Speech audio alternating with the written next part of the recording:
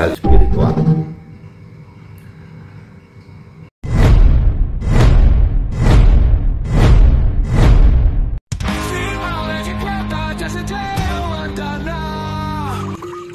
Assalamualaikum warahmatullahi wabarakatuh.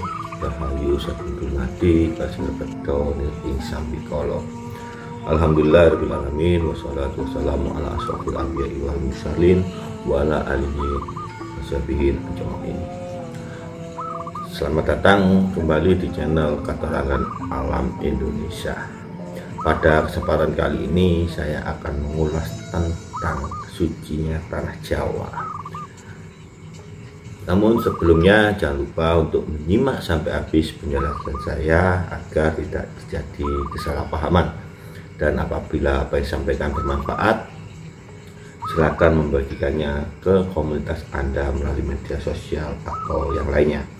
Dan apabila nantinya apa yang saya sampaikan adanya kekurangan atau kesalahan, itu dikarenakan keterbatasan ilmu pengetahuan saya.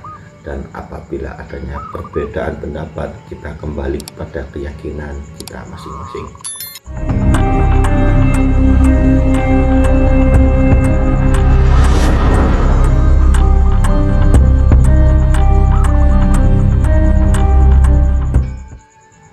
Tanah Jawa atau biasa lebih dikenal dengan Jawa Dwipa, sejak dulu kala kerap kali dikenal sebagai tanah yang gemah limpah akan spiritualitas dan mitisisme.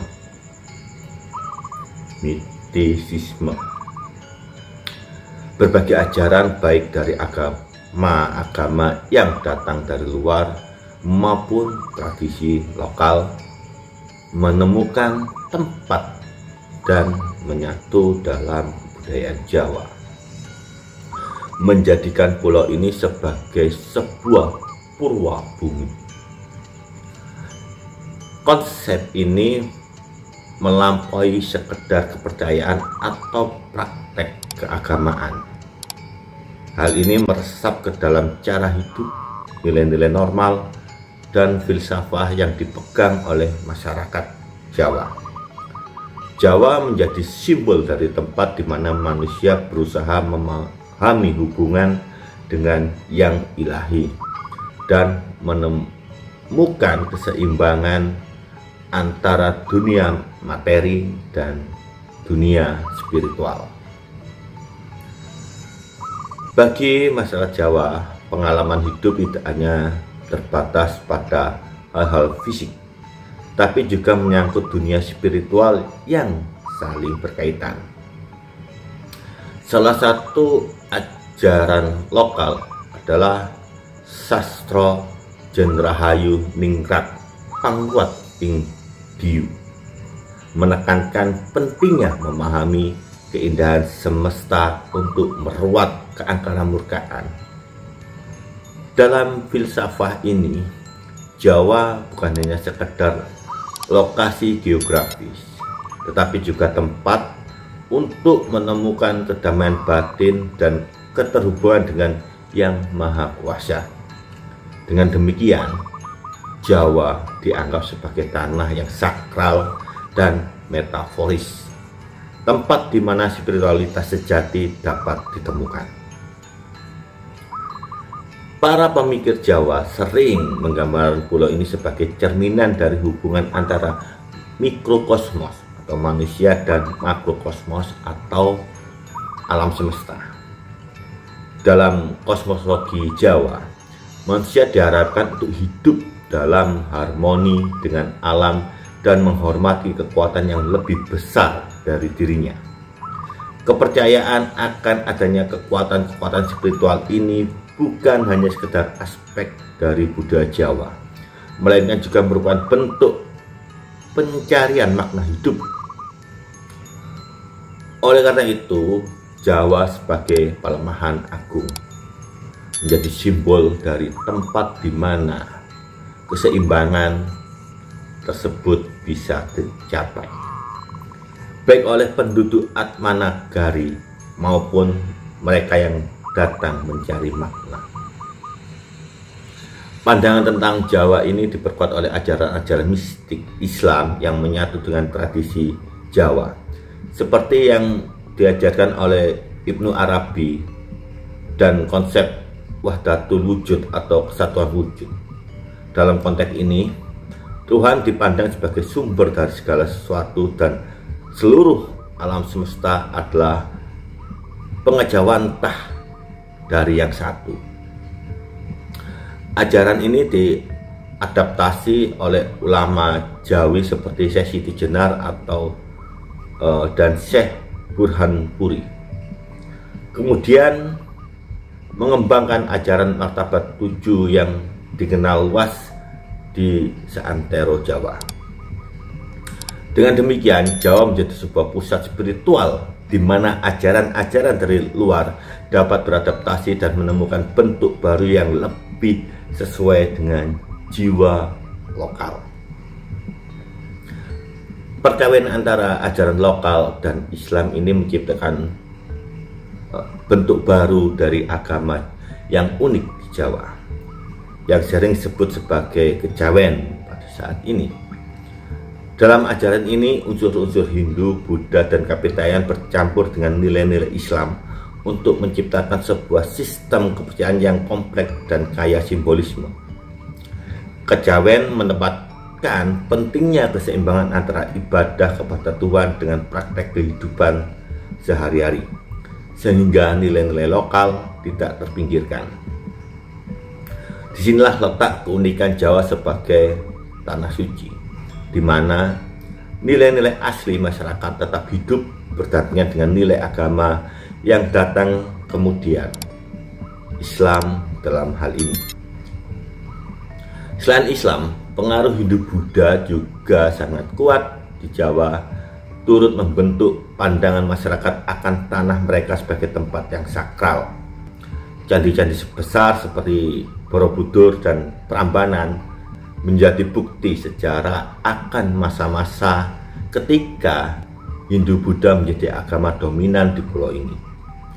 Bagi masyarakat Jawa, candi-candi itu bukan sekedar bangunan, namun tempat untuk berhubungan dengan dunia spiritual.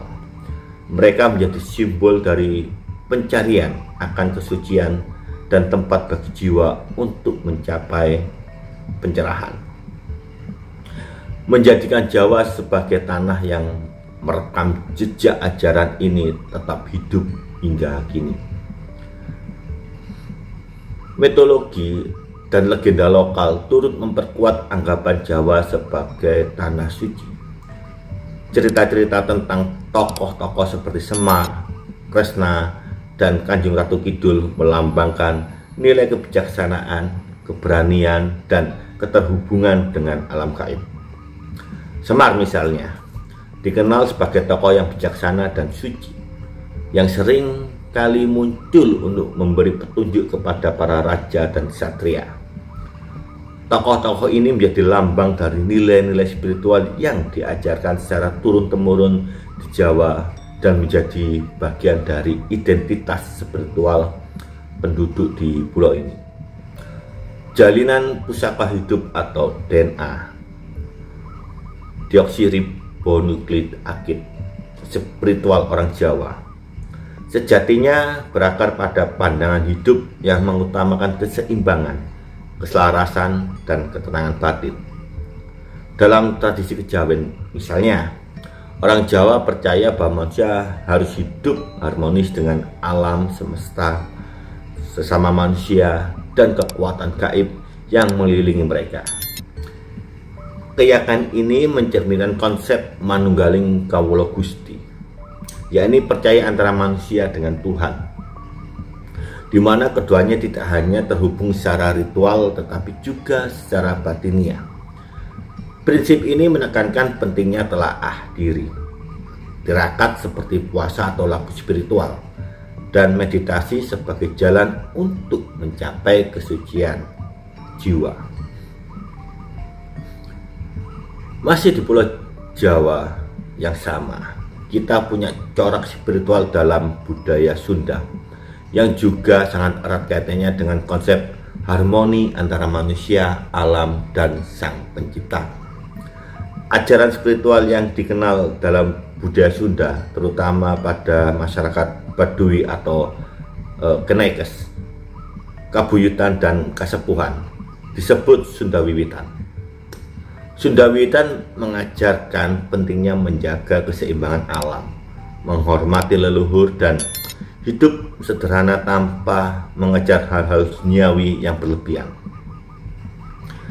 Filosofi ini tercermin dalam istilah Cageur, Bageur, bener, pinter, dan singer, yang berarti sehat, baik, benar, cerdas, dan penuh rasa syukur sebagai pedoman hidup. Spiritual Sunda menekankan konsep Sang Hyang Kersa atau Yang Maha Kuasa, kekuatan tertinggi yang dianggap sebagai sumber dari segala sesuatu. Masyarakat Sunda percaya bahwa Sang Hyang Kersa memberikan energi kehidupan mengalir di alam semesta. Karena itu mereka menjaga hutan, sungai, dan gunung sebagai tempat suci, penuh dengan nilai spiritual yang tidak boleh dirusak. Upacara-upacara adat seperti ngasih pare atau menanam padi, serentuan atau perayaan panen, dan seba atau ziarah tahunan adalah contoh bagaimana spiritual Sunda menyatu dengan kehidupan sehari-hari. Melalui ritual-ritual ini mereka menghormati roh leluhur dan memohon berkah serta keselarasan dengan alam. Kepercayaan ini menggambarkan penghormatan tinggi terhadap segala makhluk dan alam yang dianggap sebagai manifestasi Sang Hyang Kersa, dan menegaskan pandangan bahwa menjaga kesucian alam adalah tanggung jawab spiritual mereka. Akar kebudayaan Sunda berasal dari perpaduan antara warisan leluhur lokal yang telah hidup di tataran Sunda selama ribuan tahun dengan pengaruh agama dan budaya yang datang dari luar seperti Hindu, Buddha, dan Islam.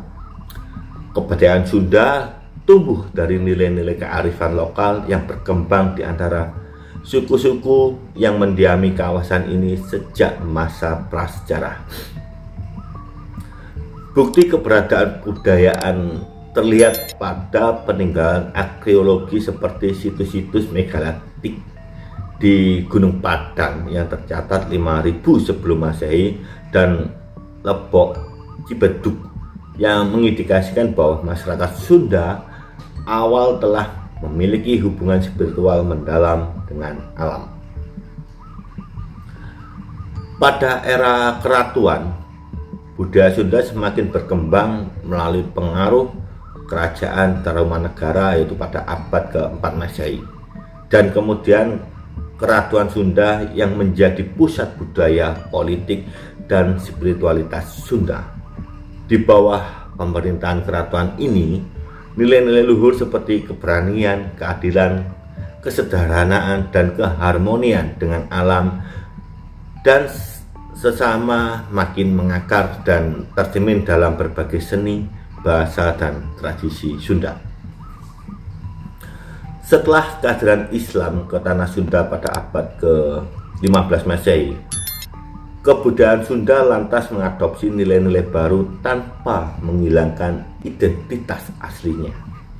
Hingga kini, kepercayaan tradisi Sunda seperti Sunda Wiwitan di Baduy, serta tradisi adat seperti serean tahun dan nilai silih asih, silih asah, silih asuh masih lestari menjadi akar kebudayaan Sunda sebagai perpaduan unik dari kearifan lokal dan pengaruh luar yang menyatu secara harmonis. Spiritualitas di tanah Jawa sebenarnya banyak dipengaruhi sebagai ajaran Hindu, Buddha, dan Islam yang datang ke sini, membentuk sikap spiritual orang Jawa yang lentur dengan rasa dan syarat akan kearifan lokal.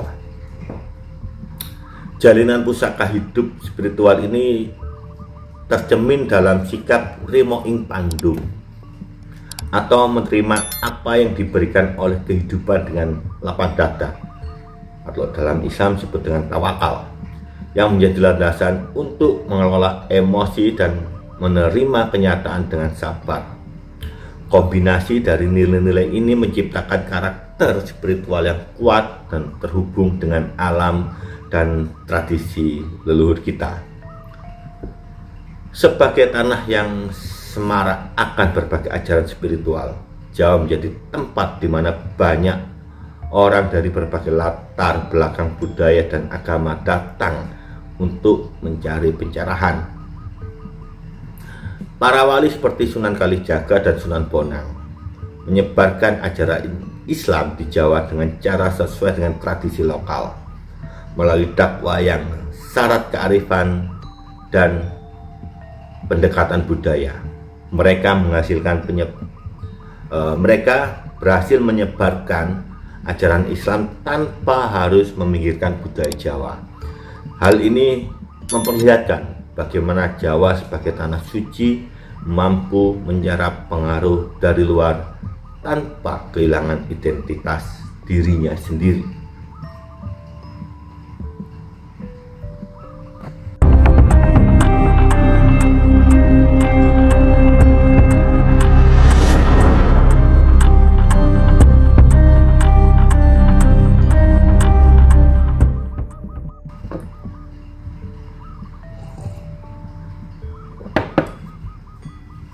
Di era modern ini, pemahaman akan Jawa sebagai tanah suci metaforis masih tetap menemukan ruangnya, terutama dalam menghadapi tantangan zaman.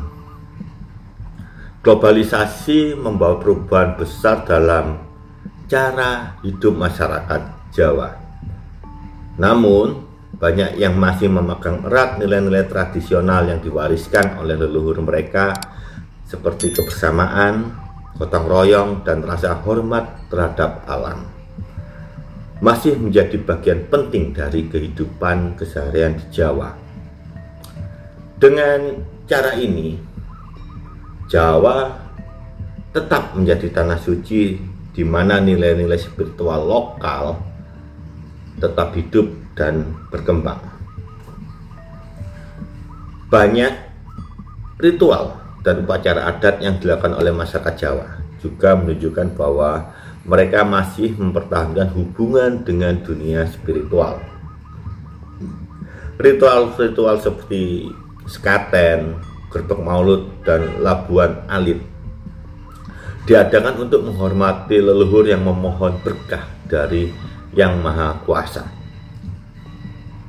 Upacara-upacara ini memperlihatkan bahwa Jawa sebagai tanah suci metaforis bukan sekedar mitos, tetapi realitas yang hidup di dalam masyarakat.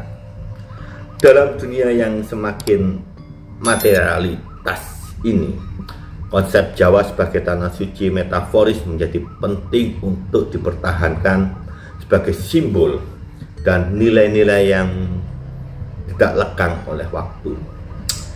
Tanah Jawa mengajarkan bahwa kehidupan ini bukan hanya tentang materi, tetapi juga tentang pencarian makna dan hubungan dengan yang ilahi. Dengan cara ini, masyarakat Jawa dapat menjadi identitas mereka dan tetap menjadi pelopor dalam menjaga keseimbangan antara dunia material dan spiritual.